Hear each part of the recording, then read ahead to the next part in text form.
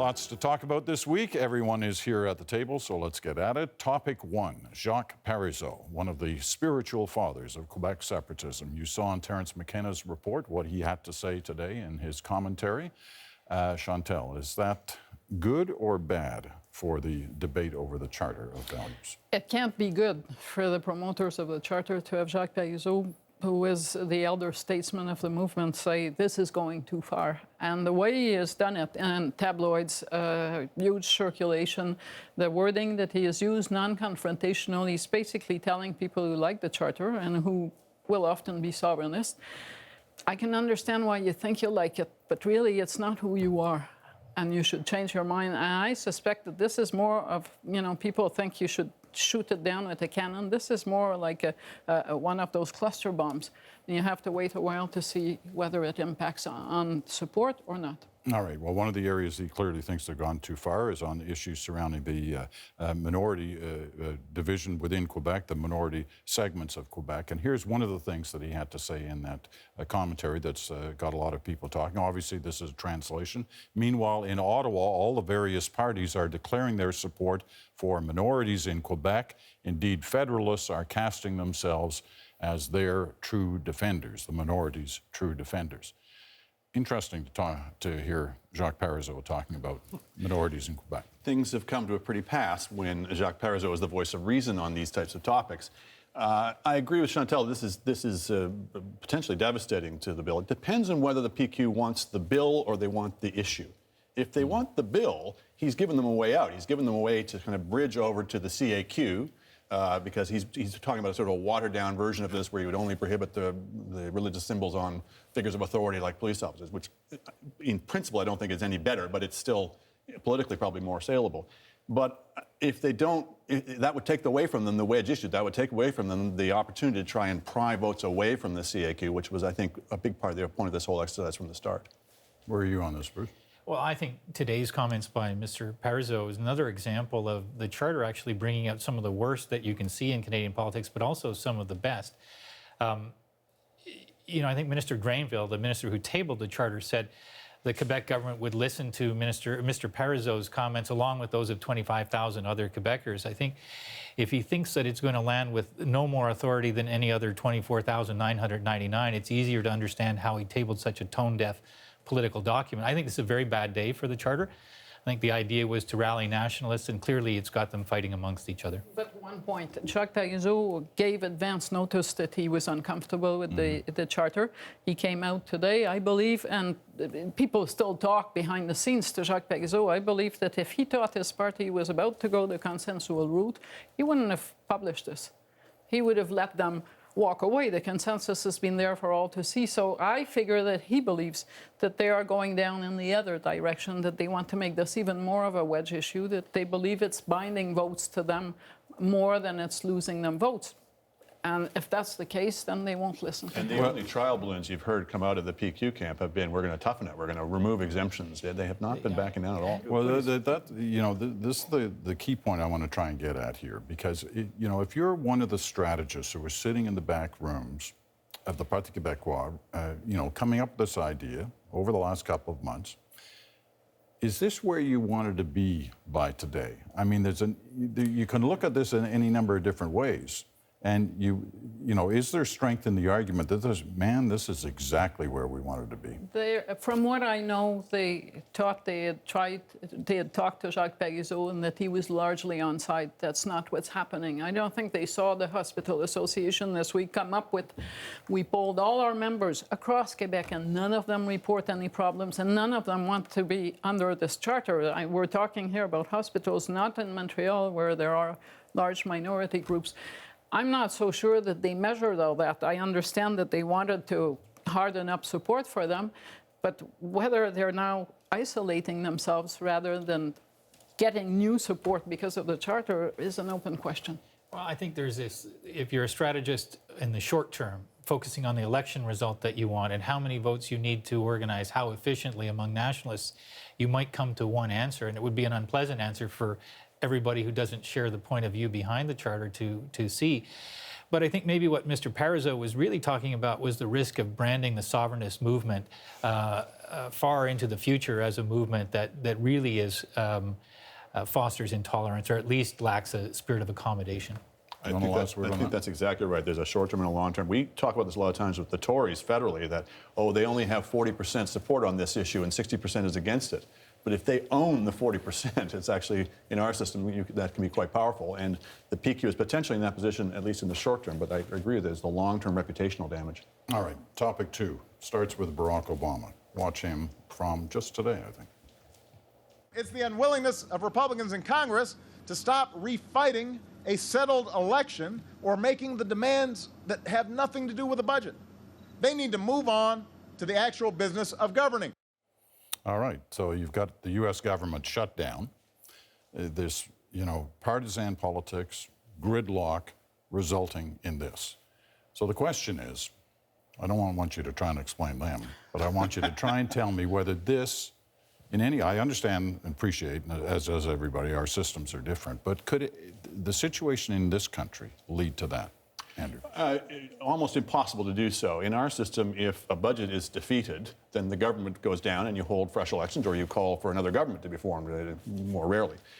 So constitutionally, it's very unlikely, and politically, we haven't seen that degree of partisanship. The Americans haven't seen that degree of partisanship where you're prepared to push things all the way to the point of even defaulting on the debt, for example.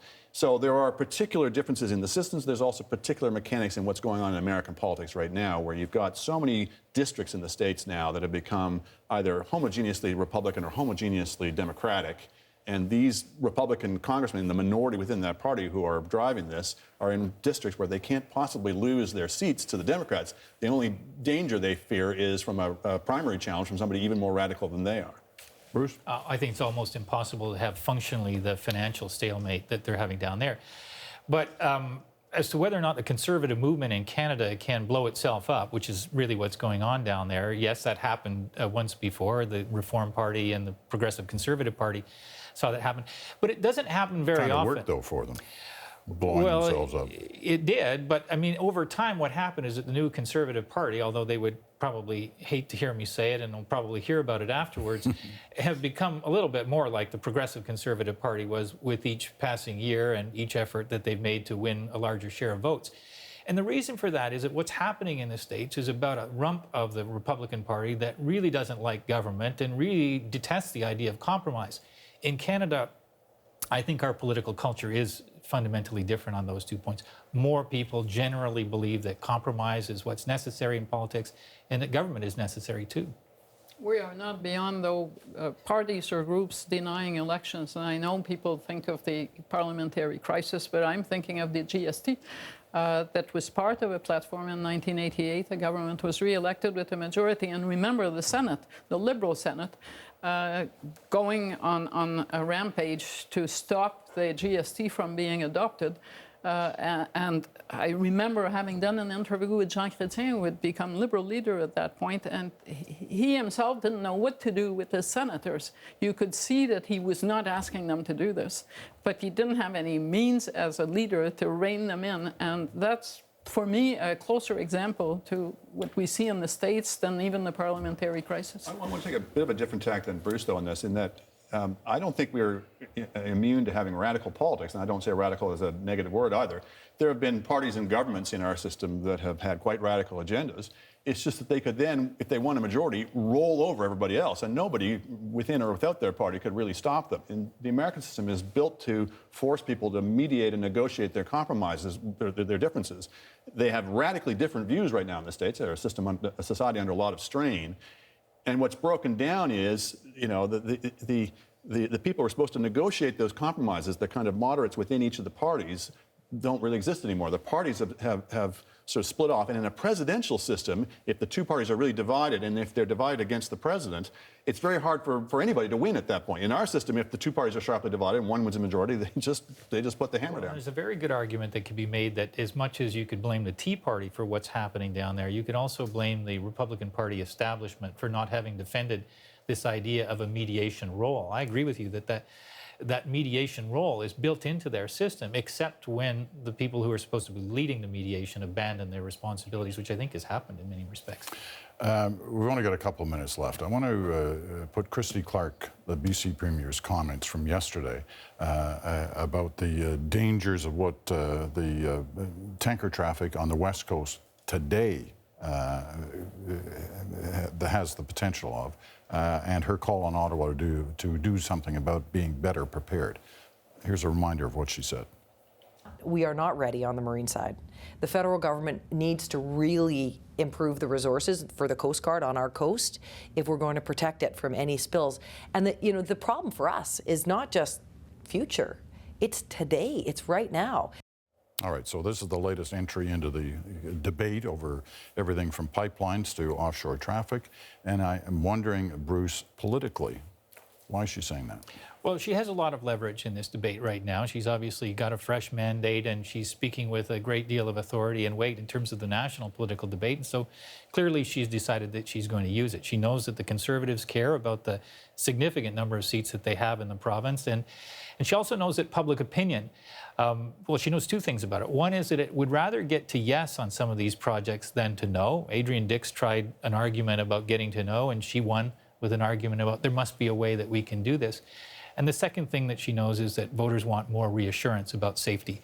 And so arguing for that is probably good politics. She just won a fresh mandate, but her predecessor, having just won a fresh mandate on an issue that was important apparently to British Columbians, turned around and said, I'm going to do an HST, and it poisoned 4 years. Mm-hmm.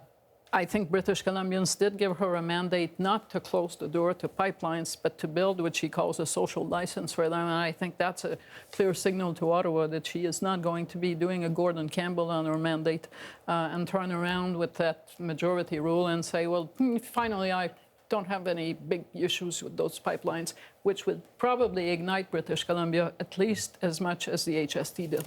But nevertheless, she's changing the dial. I mean, before the election and for the 2 years before that, it was much more on this is too risky. Here are our 5 conditions. You have to pay us a bunch of money. And if you're ultimately going to approve, or she doesn't have to approve, but accept politically this pipeline, then the thing you do is you stress your environmental credentials 6 ways to Sunday.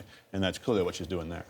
The full interview is on this weekend on 101, and she picks up on a point you're talking about, the power of the mandate she has, that both you and Bruce talked about, and the difference between how she's looked at and treated by others at the table, other premiers, other leaders, before, when it looked like she was definitely going to lose, compared with what suddenly transpired when she won her majority mandate. And just hearing her tell the difference about the way she's treated is quite something. Everybody loves a winner. Loves a winner, yeah, and it's a lesson in politics. I'm guessing Kathleen Wynne will be watching that with envy. I'm sure a number of them will. All right, thank you all.